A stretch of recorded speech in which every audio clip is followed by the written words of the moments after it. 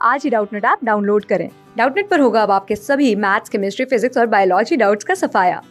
बस अपने क्वेश्चन की फोटो खींचो, उसे क्रॉप करो और तुरंत वीडियो सोल्यूशन पाओ। Download now. हेलो फ्रेंड्स, तो हमारे पास क्वेश्चन है assertion reason टाइप का। when 2-fluorobutane is heated with alcoholic KOH, then but1ene is formed, and when butene 2 is, and ये रीजन दिया हुआ है butene 2 is more stable than butene 1, हमसे ये बोला गया है। ठीक है, चलिए देखते हैं क्वेश्चन को। हमें assertion reason टाइप का है तो उस हिसाब से सॉल्व करना शुरू करते हैं। तो स्टेटमेंट जो assertion में दिए वो दिए 2-fluorobutane is reacted with alcoholic KOH। 2-fluorobutane लिखें अगर CH3 CH F CH2 CH3, ये हो गया 2-fluorobutane। इसकी रिएक्शन करा रहे हैं एल्कोहलिक KOH के साथ। ठीक है, तो एल्कोहलिक KOH के साथ रिएक्शन करा रहे हैं तो हमें मिल रहा है but1ene। उसका स्ट्रक्चर लिखें, but1ene यानी CH2 double bond CH single bond CH2 single bond CH3 CH2 double bond CH2 CH3, ये हो गया हमारा but1ene। और रीजन बोला but2ene is more stable then butene 1।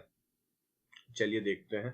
तो मैं आपको बता दूं कि ये जो कंपाउंड है इसमें क्या लगा हुआ है, देखा जाए तो ये फ्लोरोब्यूटेन है, यानी जो लीविंग ग्रुप है, जो हैलोजन एटम है वो है फ्लोरीन।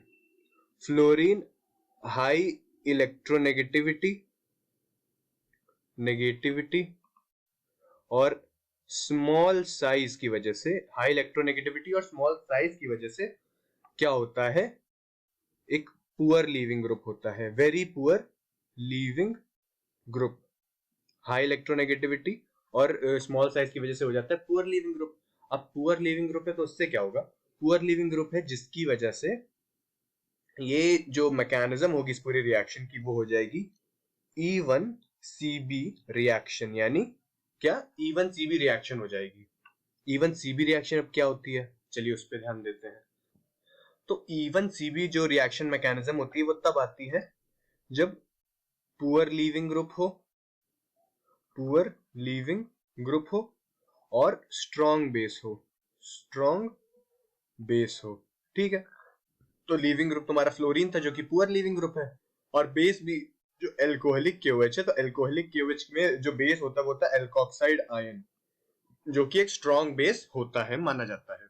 ठीक है, तो अब हम बात करें मैकेनिज्म की। तो हमारे पास था 2-fluorobutane CH3 CH F CH2 CH3, ये हमारा 2-fluorobutane। और ये क्या है, इसे एल्कोहलिक KOH। तो एल्कोहलिक KOH की जो फर्स्ट स्टेप होती है, और जो फास्ट स्टेप भी होती है, फास्ट स्टेप जो कि होती है डी प्रोटोनेशन, यानी बेस आकर प्रोटॉन यानी H+ निकाल ले। तो H+ किससे, बीटा कार्बन से निकलेगा, जिससे हैलोजन लगा वो अल्फा, उसके बगल वाले बीटा। ठीक है, तो फर्स्ट स्टेप पे क्या होता है कि अल्फा कार्बन से बीटा कार्बन से बेस आके H निकालेगा। तो बेस हमारा क्या है, बेस है हमारा एल्कोक्साइड आयन RO नेगेटिव। ठीक है, अब बेस हम लोग उससे निकालेंगे, H उससे निकालेंगे जिसका कार्बोनाइन स्टेबल हो। ठीक है, अब अगर हम लोगों ने इसमें से बेस निकाल ली, इसमें से H निकाल लिया, चलिए इनको हाईलाइट कर देते हैं। अगर मैंने येलो वाले कार्बन से H निकाला तो उधर नेगेटिव आएगा, जो कि CH3 के प्लस आई इफेक्ट से परेशान हो जाएगा। ठीक है, अगर येलो वाले जो मार्क्ड कार्बन है उसपे से H निकाला तो उसपे जो नेगेटिव आएगा वो उसके बगल वाले मिथाइल ग्रुप के पॉजिटिव इंडक्टिव इफेक्ट से परेशान हो जाएगा।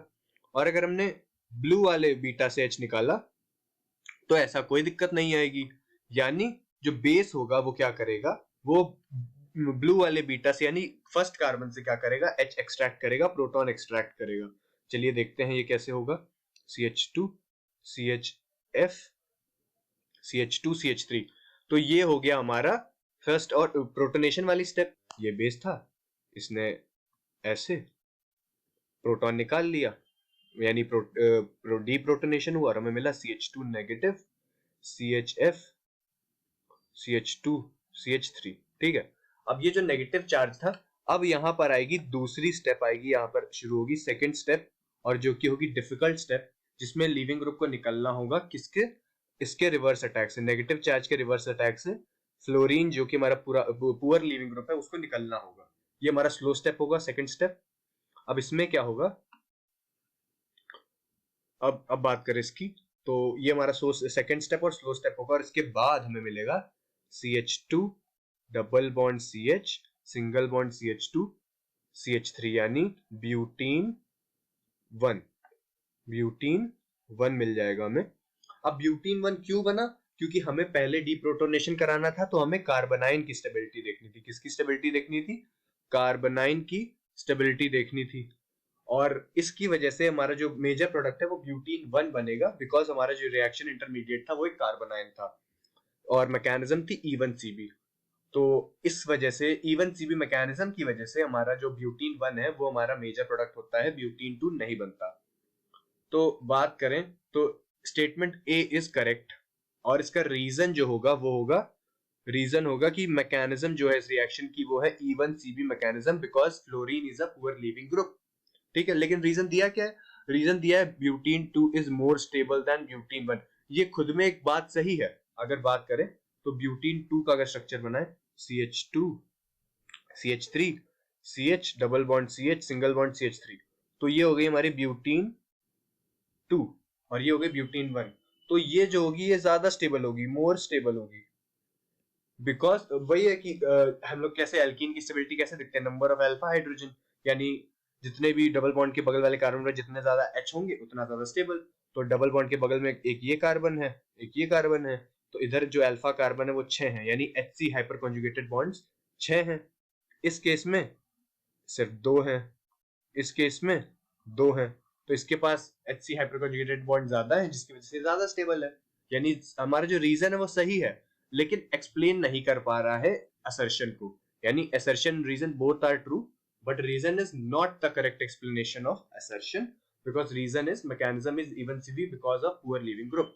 तो ऑप्शन देखे तो करेक्ट ऑप्शन होगा हमारा बी पार्ट, यानी second part, assertion and reason both are true but reason is not the correct explanation of assertion। I hope आपको ये क्वेश्चन समझ आया होगा। Thank you. क्लास 6 से 12 से लेके नीट, IIT, JEE मेंस और एडवांस के लेवल तक 10 मिलियन से ज्यादा स्टूडेंट्स का भरोसा। आज ही डाउनलोड करें डाउटनेट ऐप या व्हाट्सएप कीजिए अपने डाउट्स 8400 400 400 पर।